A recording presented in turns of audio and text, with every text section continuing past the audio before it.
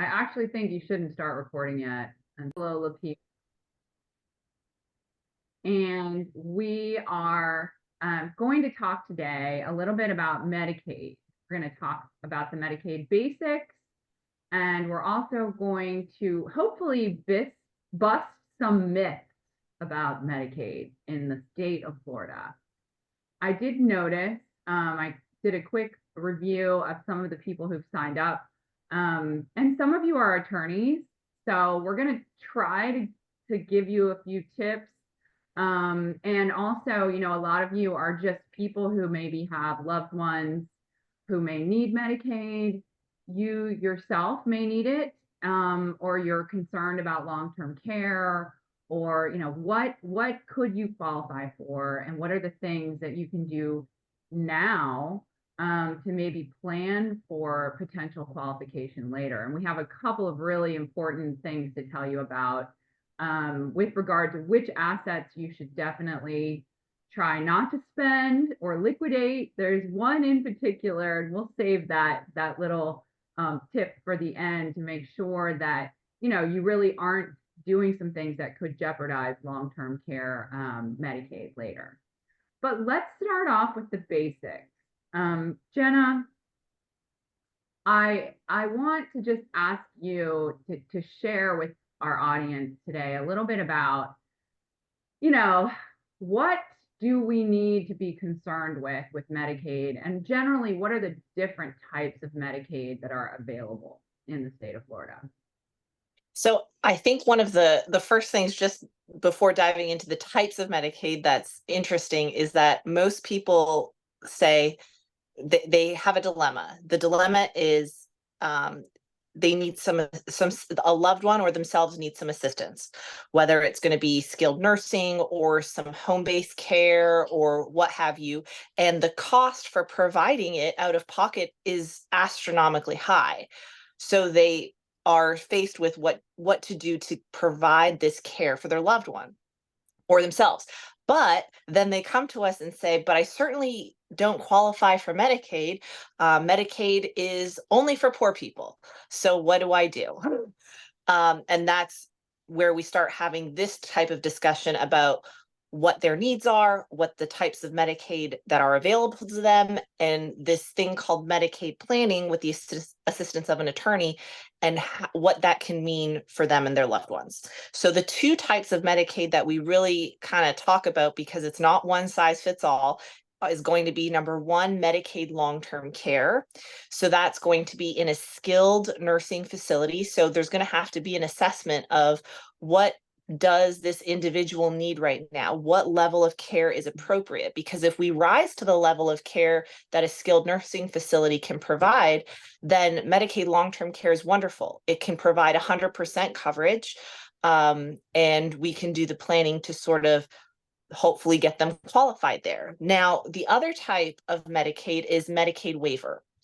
And Medicaid waiver also has two different categories.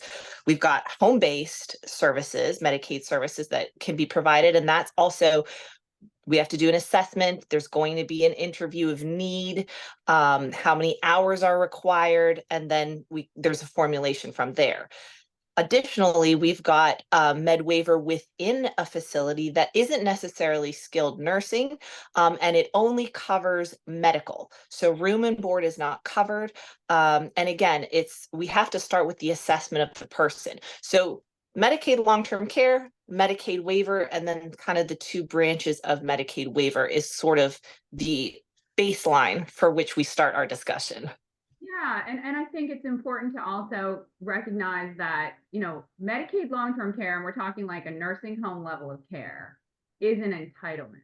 So that means when your income and your assets meet a certain threshold, and when you're, basically you can't do all 5 activities of daily living, the level of care is assessed.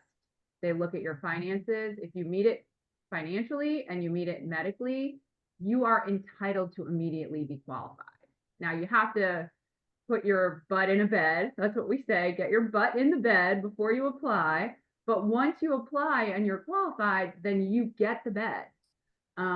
on Med Waiver, which is really a different type of assessment, you're actually ranked by using this process where, you know, basically there's something called a 701S. They ask certain questions, and depending on your needs, whether or not you have people who can provide support to you, and whether or not you're in an emergency situation, you're going to get a ranking, and then you're going to sit on a wait list for some time period.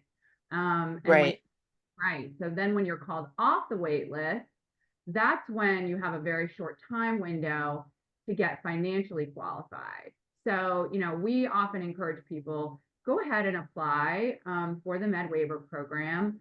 Let's get you assessed. Let's get, you know, what are you? Are you a level 5 or a level 4? Great. You're not going to sit on the wait list very long. And then when you get pulled off the wait list, we can do that, you know, planning in order to create financial qualification as well. So yes, I think that sums it up. But tell me a little bit about like the actual qualification criteria. Like, what are the thresholds, Genna, when we're looking at an income and asset qualification? So we're looking for a single person, it's going to be $2,000 of countable assets and income. If we're dealing with a married couple, it's, I believe, 149, just shy of 150,000, 149,000, like 600 or something. It sometimes changes year to year, so we have to keep an eye on that. But again, we're talking about countable assets for the purposes of Medicaid, and that's not necessarily everything that you own. And that's sort of what Shannon was getting to earlier. So in terms of what we're looking at, it's going to vary dependent on single person versus married couple. It's also going to depend on the types of assets that you actually have. So, you know, a $2,000 threshold or a $149,000 threshold doesn't necessarily at face value, like either you're going to qualify or you're not. We really have to take a deeper dive into what your financial picture is made up of. So I have a home. It's worth $250,000. This is always the question, the number one question that we get. Do I have to sell my house to get qualified? No, you do not, because homestead up to $699,000 is going to be an exempt asset for the purposes of Medicaid. And it's actually one of those things that should it be mortgage free, it's actually a way to kind of protect that asset and not have it go to Medicaid if we can do certain other things with that property. So it's an exempt asset, and it's also a nice way to keep some equity and keep something there that a Medicaid lien will likely not necessarily get to. And what do you mean by that? So let's say that I have homestead, I'm qualified for Medicaid, and then I die. Will the Medicaid then be able to come and take the value of my house after I die? Well, hopefully, you've titled your house in an enhanced life estate deed. And if you've been able to do that, a probate would not be triggered, and therefore there's going to be no creditors' claims. I mean, homestead would be an exempt asset anyways, but that upon your death, if that's titled in an enhanced life estate deed, the property or the title of the property would automatically transfer to whoever was named as the contingent or remainderman in that deed. So Medicaid would never come in. It would just simply pass to whomever you want it to pass to. Yeah, and I think that's important. So, you know, basically what Jenna's saying is, like, we use this tool often that's called an enhanced life estate deed. And a lot of people like to think of it as like a pay on death deed. So basically, you know, have this home, you use this deed to say, when I die, this property will pass to the people that I've named on this deed. Hopefully they're, you know, the same as who you have designated in your will. So these would be your beneficiaries. And I think the other nice thing about that is, if you didn't do an enhanced life estate deed, your homestead is still not subject to the claims of creditors, because in Florida we have this homestead protection for people. So even if you didn't use that type of deed, it still would not be something that Medicaid could levy against. And then the other thing, and this kind of gets a little far afield, but one of the other things that we do have that is an exempt asset would be a rental property. So in Florida, Yep. you can actually take your homestead and you can say, like, look, I don't have anybody to pay for this homestead. I'm going to turn it into rental property. And then, you have that income during your lifetime that would be, really rental income that would be paid over to Medicaid. But when, basically you die, you again can use that enhanced life estate deed to pass the property on to your loved ones after they die. So, there's a lot of options in dealing with real property, as long as we're providing income to Medicaid. Like, Medicaid's happy because that means that's less money that they would be paying to a facility to provide care for you. But it is really a nice option to have that enhanced life estate deed, so then we don't have to probate that asset. So rental income producing property is also an exempt asset for Medicaid qualification, along with regular old homestead property. So Right. let me just say this, Genna, let me ask you this question. If there are non-elder law attorneys on this this webinar, and I saw a lot of them, and I'm glad that you guys are here. Like, we want everybody to understand the rules and some of the qualification criteria for Medicaid. Here's I guess the tip, and Genna, maybe you can jump in on this. What advice do we have for those non-elder law attorneys who might want to dabble in Medicaid planning? What is your suggestion? So, yeah, well, so speaking from experience, in all honesty, I came from a very different background before venturing into the sphere of elder law. And it's taken me, probably a good 3, almost 4 years to really wrap my head around exactly what it means, because I personally found that, yes, we can give you our Medicaid basics form that Shannon has put together and we give out to all of our clients, and it's got all of the nuts and bolts, what qualifications are necessary, what are the ways to shelter income. But I think where it requires a level of experience and expertise is in the fact that it becomes a puzzle. So it's looking at the picture for the client and really truly saying, okay, if these are the tools available to us, what is their health like? What is their expectations like? What is their standard of living? How can we puzzle the legal, lawful, valid ways to park assets for the purposes of Medicaid, and doing what they're meant to do in the best way that we can. So I think dabbling is tough because there's actually so much more to it than just qualified income trust, personal services contract, enhanced life estate deed. And I think one of the things that unfortunately we see a lot of is we'll get the intake and we'll be assessing the situation, and they'll say, oh yeah, this attorney did this, or, I went ahead and applied because the facility, did the application for me, and now I've got this disqualification period. And I'm looking at it and I'm like, oh my gosh, the disqualification period is 7 years. And we can't unwind that.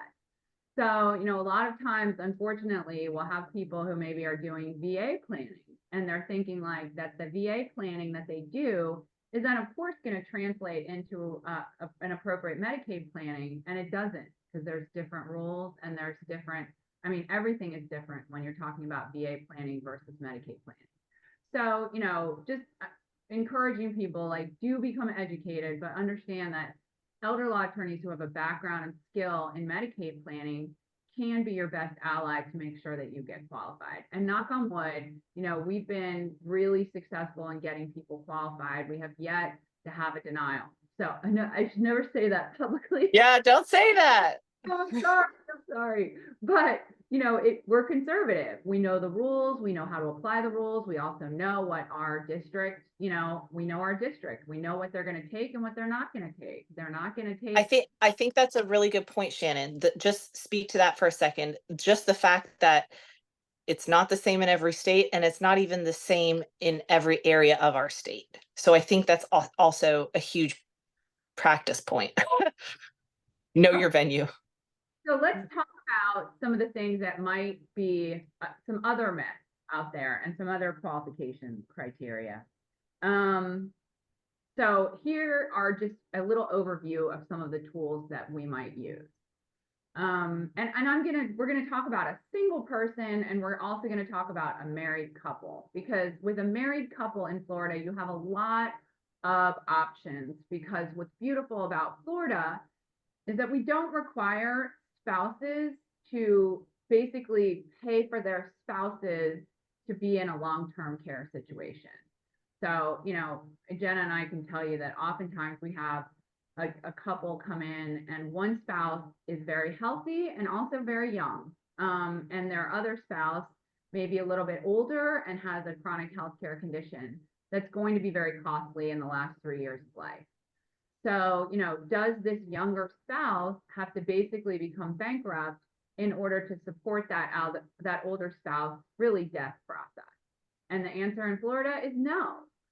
We actually have quite a number of options where we can take that institutionalized spouse, that spouse who needs long-term care, we can impoverish that spouse and shift the assets to the spouse who's well, in order for them to have, you know, that additional 30 years of necessary expenditures. So we've been very fortunate in Florida that our legislature subscribes to this belief that we, you know, really don't need to impoverish both spouses in order to qualify for Medicaid. So, you know, some of the things that we do with a spouse are, first of all, you know, if we have that spouse who has dementia, they have Parkinson's, they have any of the chronic conditions that we know are going to end, ALS, I mean, anything that you guys have all heard about that comes up, and we recognize that this spouse is going to have potentially a year to a year and a half, 2 years in a long-term care bed. And some of you are going to be shocked to learn that long-term care bed today, it's costing, I saw a bill recently, $16,500. And it wasn't even a nice bed. So, and that's in a month. That's not an annual expense. That's each month. So we're seeing costs right now between $13,000 and $16,000, $17,000 a month for a private pay long-term care bed. So you can imagine if you're in that long-term care bed for a year, for 2 years, I mean, we're really talking about, you know, $300,000 in cash. And not that many people have that kind of available cash that isn't then going to affect the spouse as well. So we have a strategy. And first of all, this is the tip that I want you guys to take home with you. Do not dig into your retirement account. So retirement in Florida, retirement assets are exempt, so long as you are taking your required minimum distributions, and you need to take them on a monthly basis.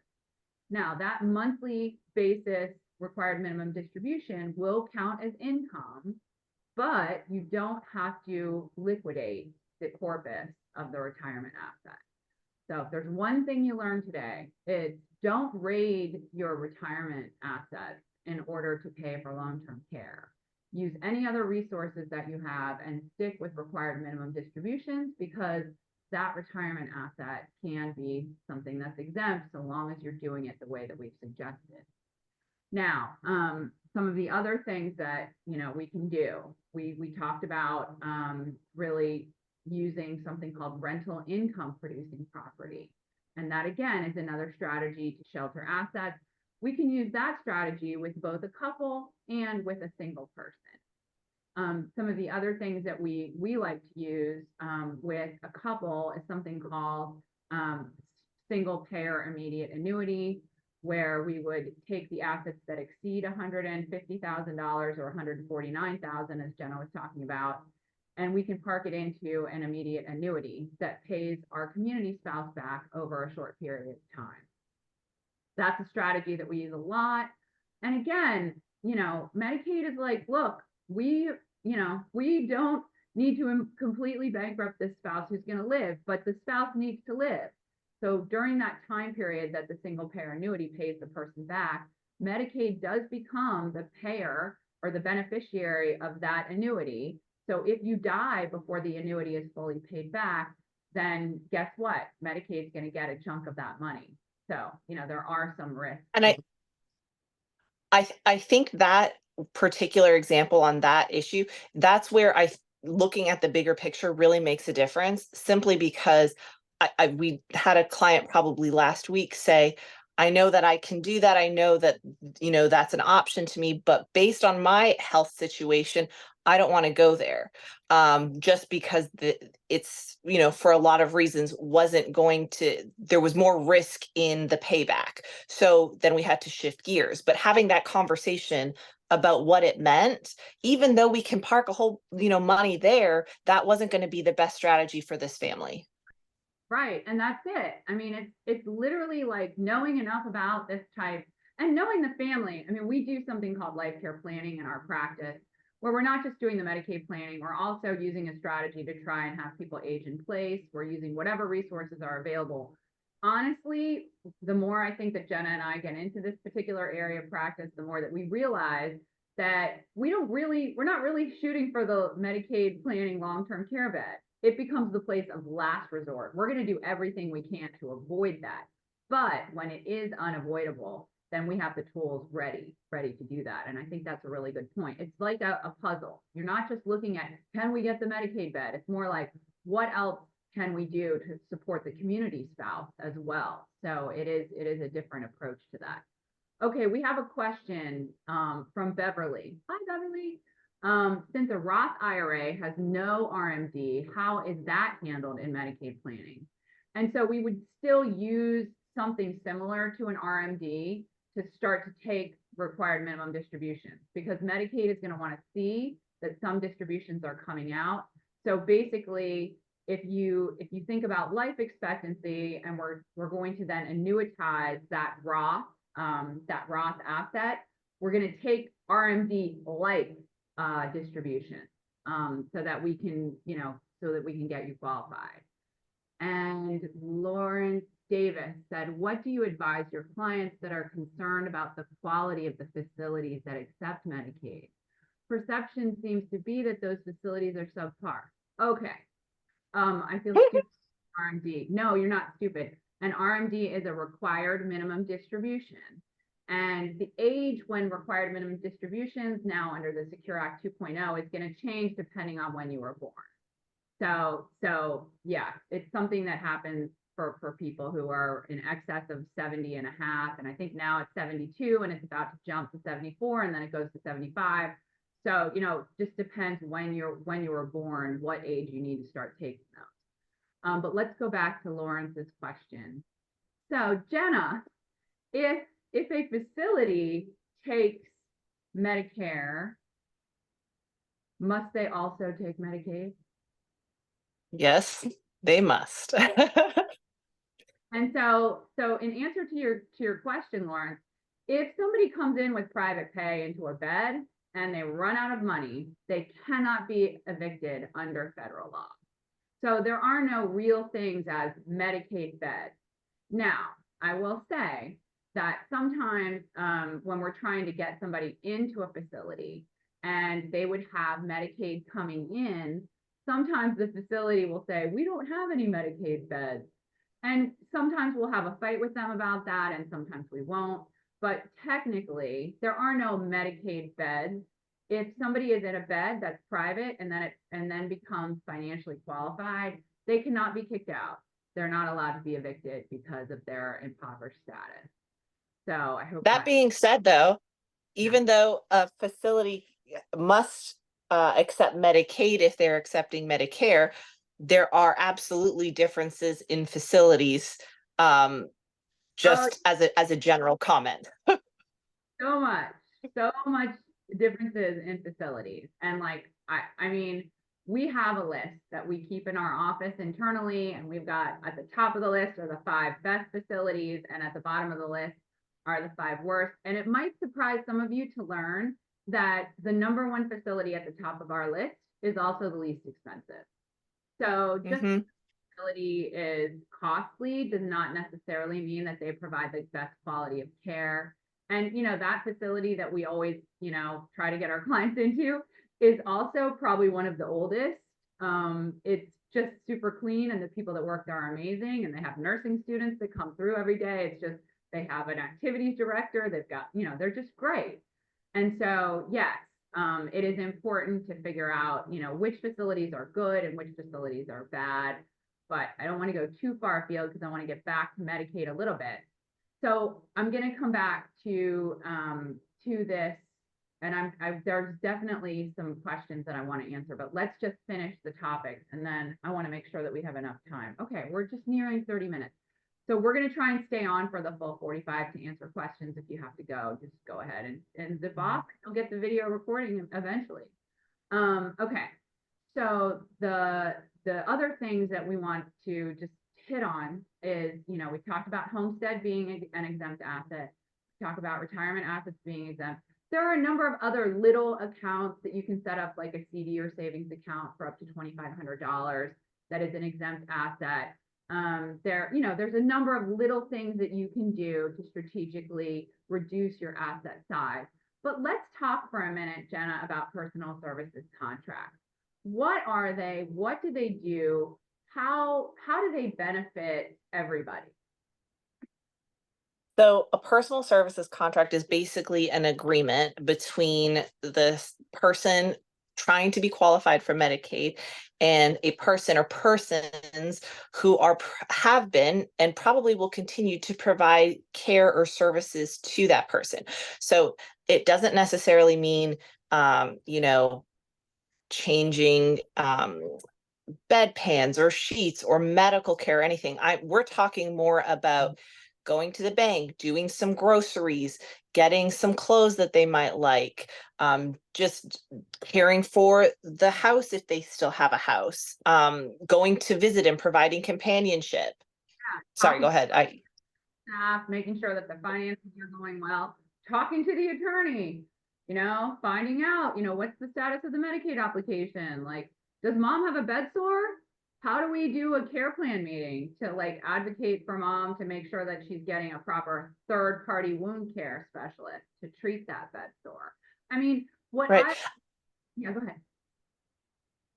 No, it's like the name personal services contract. That's truly what you're looking at. The things that would fall under things the person is providing that is of personal service, not medical or anything else to the individual qualifying. And we can quantify that. Yeah. And so the way that this works in practice is, we sit down with a family. I did this morning. I was on a Medicaid case, and we talked about how much time that daughter was spending towards providing that personal care for mom. We came up with about 15 hours a week. And then, we're establishing a rate that works in our district. And then we multiply 15 hours a week times, whatever amount of money per hour. And then we multiply that by 52 weeks a year. And then we multiply that by the life expectancy of that person. And then we're able to move that lump sum of money into the hands of the person who's the care provider. And basically, Medicaid is happy because we know that when people provide services and oversight to facilities, that the medical expenses go down. So they're going to spot a bed sore when it first develops. They're going to be advocating for good patient care. We're going to see less admissions to the hospital. We're going to see less need for medical expenditures from Medicaid when we have a personal services contract in place and when we have that care provider overseeing healthcare. So, there's a lot of benefit to everybody for a personal services contract. And I will also say that there's a benefit to that provider. These are bona fide contracts. You need to track your time. It's income to you. You need to declare it on your taxes. But the reality is, if you're otherwise working or having kids and this is taking 20 hours of time away from your family and your ability to do your job, to be compensated for that is very helpful. At times it can be very helpful. We know you do it for free, but to actually have that compensation will keep you engaged, and it will also provide that beautiful benefit to your parents or whoever it is that you're providing service. So personal services contracts are something that we use very frequently. It works for everybody. Okay, what else, Jenna, have I forgotten? We've hit on The only other thing would be the income. What do we do when we've got more than $2,000 worth of income? and we use something called a qualified income trust. And this is a technique and really the income amounts, the thresholds will go up every year. So it's triple the poverty level. And so basically what we do with that is the qualified income trust will hold all of your income. And then, right, there's some things that can come out of that qualified income trust for the benefit of our spouse, the balance, and also to pay supplemental insurance. And then the balance of those funds will be paid directly to the facility. Then Medicaid will pay the facility less than whatever it is that you paid. And also you get to keep $130 every month. So that's really the qualified income trust. It just allows people who are over that income threshold to be qualified. And then, the other thing is sometimes we have a situation where one spouse has been the majority income earner, and we have another spouse. We can use something called court-ordered support orders, where we file something with the court and we say, look, institutional spouse, the spouse going into the facility is the high income earner. We don't have enough money for this spouse who's continuing to live in the community to pay his or her expenses. We need to carve out some money from the institutionalized spouse and put them in the hands of that community spouse. And we can do that by a court order. Doesn't require us to get divorced. It does mean that we have to have separate attorneys for the institutional spouse and the community spouse, and we need to do some disclosures. But once that, everybody agrees and we get a court order, that does allow us to provide even more income to that community spouse. Was that clear, Jeff? You need to add something. It was. No, I think that was, to me, the court-ordered support orders is where it really does get fairly complex. So even for me, that's one of the last factors that have kind of closed the loop for me personally on really understanding how to best support a married couple. So yeah, and I would say a lot of people come to us and they say, do we need to get divorced? No, no, you do not need to get divorced, and there is another technique we don't use very much in our office, but it's something called spousal refusal, where a spouse is really allowed to say, I want to keep all my money. I'm not going to pay for this spouse. And there is a technique that can be used in that regard. We really don't use it very much because we have some other tools that are available to us, and we're not big fans of spousal refusal. Other lawyers across the state use it on a regular basis, and we applaud them. You'll see everybody kind of does this a little bit differently. It's what speaks to you. So that's kind of been our strategy. Okay, I also noticed that there's a question about an irrevocable trust. And so, yes, this is something else. There are a lot of attorneys in Florida who use these Medicaid irrevocable trusts, and they do them very effectively. They're like a 5-year trust. And basically what you would do is you would fund that trust and you would create enough money to get you through the next 5 years of your life. And then the assets in that irrevocable trust would basically be held there until you die. And for the most part, they're an exempt asset for Medicaid qualification. So we know a lot of people that use those. We've not found an opportunity to use it when we have some of these other tools, but we do know that they have been used very effectively. And in other states, they sometimes are the only option. So, we don't have that issue here. We have a lot of tools available to us. So we don't really use the 5-year look back trust very much, but we know that there are other attorneys who, are continually trying to say, Shannon, you should use it. And I have yet to really see where it's going to provide a direct benefit to our clients yet. But yes, it is one of the tools that we have available to us. And sometimes we will consider it, although we haven't used it really yet. Okay, let's keep going here. Some of these questions, because I don't want to run out of time. Do you accept clients outside the Gainesville area currently located in Orlando?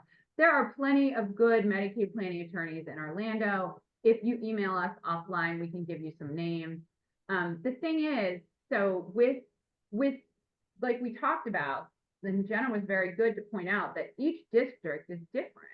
So like the personal services contract rate that we know is going to sail through here in our district may not sail through in Orlando. So in those circumstances, like the potential client I was talking to today, she's in Tallahassee. So, I'm sending her up to some attorneys in Tallahassee because they're in a different district.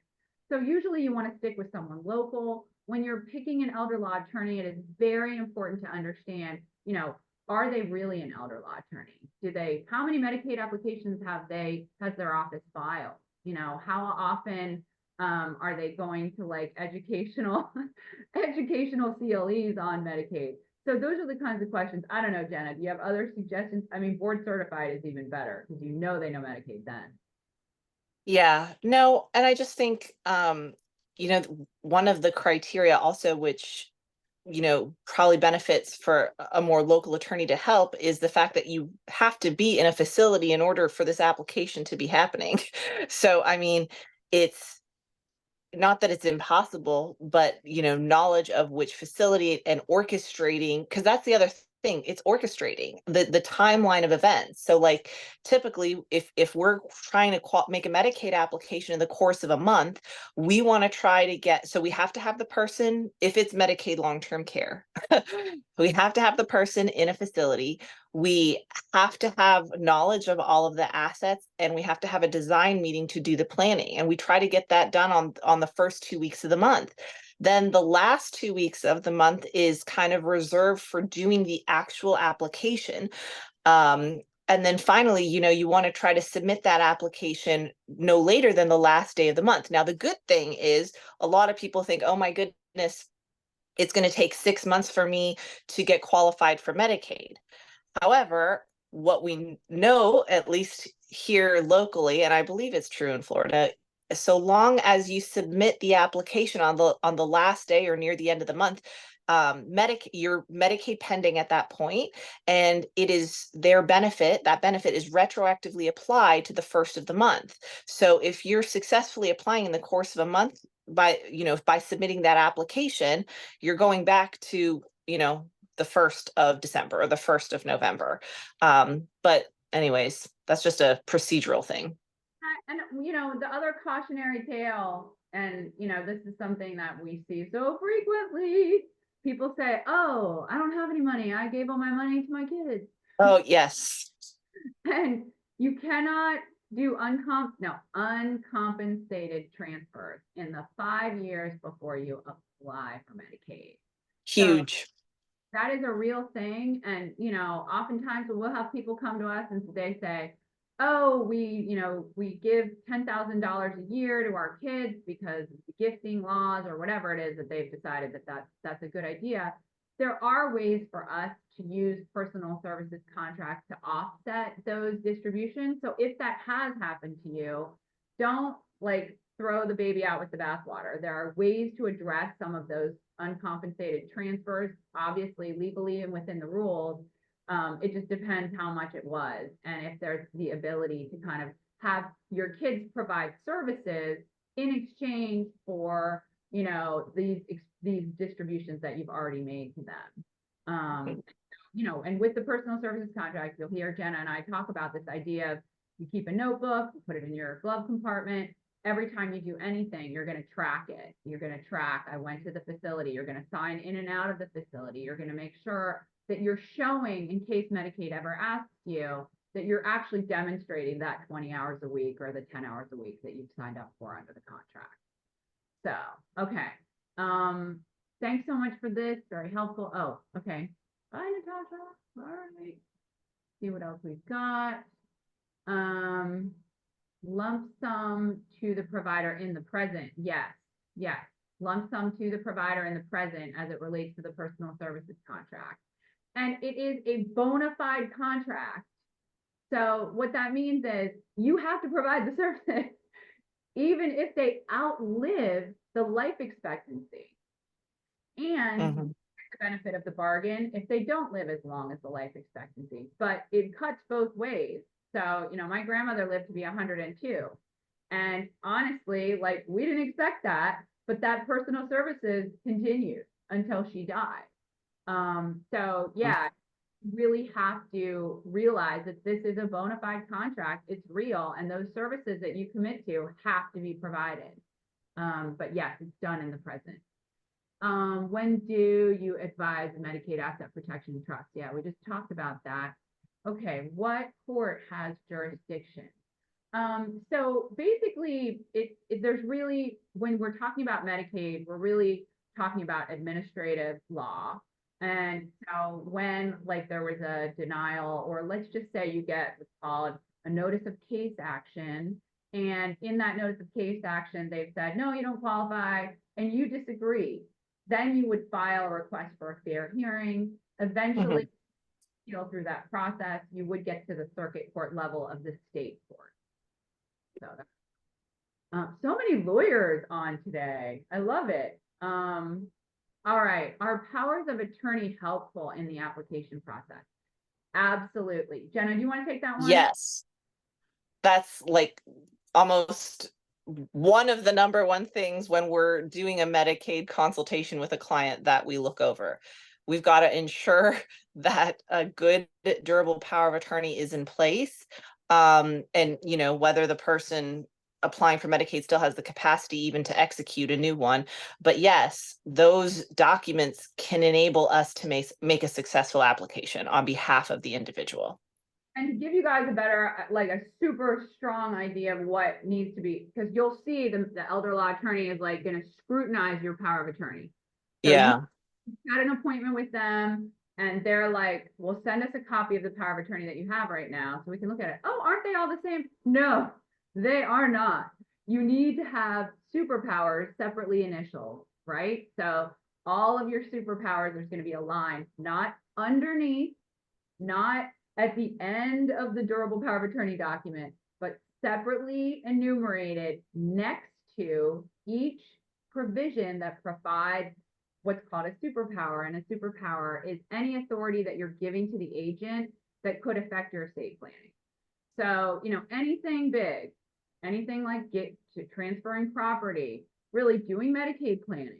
And one of the things that's required by Medicaid in reviewing a personal services contract, if the agent under power of attorney has signed the contract, there needs to be a self-dealing provision in the durable power of attorney, number one.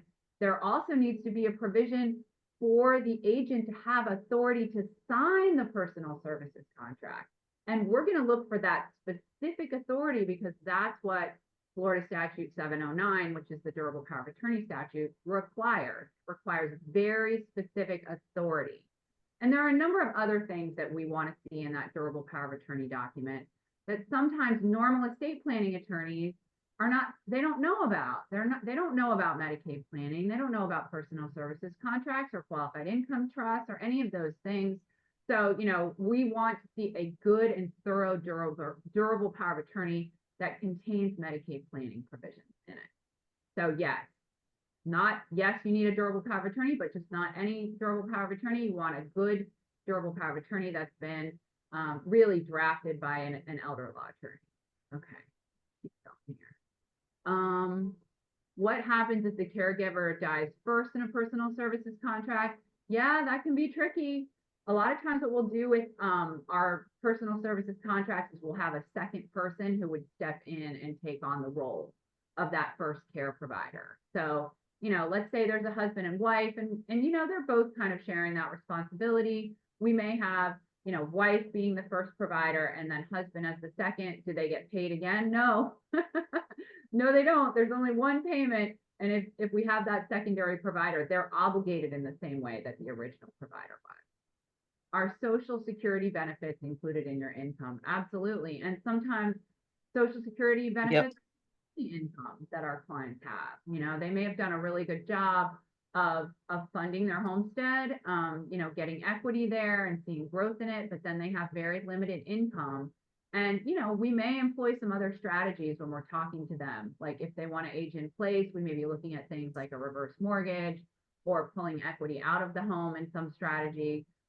If they're like, look, we're not ready for the facility yet, we need to kind of reconstruct our assets. So we may think about things like that. Who pays the person with a personal services contract? That's the person who's applying for Medicaid, the applicant. Who owns the money from the personal services contract? The person who's providing services. Remember, this is a bona fide contract. So that means that if I'm the provider of services and I'm being paid for my services, just like I would with any other job that I might undertake, it's my money. So that's how that works. Is it all transferred at once to the person providing services, or is it to be used, controlled by the person? Yes, yeah, you got it. Okay. What else have we not hit on, Jenna? We're a little over our time, so I want to like take maybe a couple more minutes. So as long as we've answered everybody's questions, I think we've covered our agenda. Good. So we're not going to steal any more of your time today. We do have some webinars coming up on senior issues. One of the ones that were scheduled in January is on hormone balance.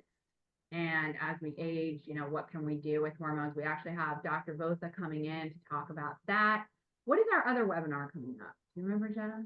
I think it's you and somebody, but. Oh, I think it's about how to age in place. Oh, aging in place. Yeah. Yes. We can talk about some of the smart technology that's coming up. We've just done a pretty good deep dive with something called Vivalinks, and we're starting to think about recommending some smart technology to really bridge the gap between aging in place and having to go into a facility. Okay, well, that's been great. It's so nice having all of you participate today. It looks like we had a really good crowd, and we hope that this has been helpful. If you have more questions or you'd like to have an initial consultation, please call our office. We are the Miller Elder Law Firm, and our phone number is 352-379-1900. I hope you guys are well and you have happy holidays. And Jenna, please stay warm up there, man. Trying to. I got my flannel on. All right, take care. Bye, guys.